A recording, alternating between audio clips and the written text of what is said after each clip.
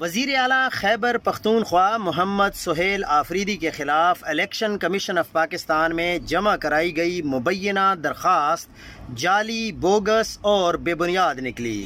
تحقیقات سے یہ بات واضح ہوئی ہے کہ جس شخص عزیر کے نام سے یہ درخواست جمع کرائی گئی وہ الیکشن کمیشن آف پاکستان کا ملازم ہے ہی نہیں، لہٰذا یہ درخواست صرف سوشل میڈیا پر پھیلائی جانے والی غلط معلومات تک محدود ہے اور اس میں کسی قسم کی حقیقت یا قانونی حیثیت موجود نہیں ہے۔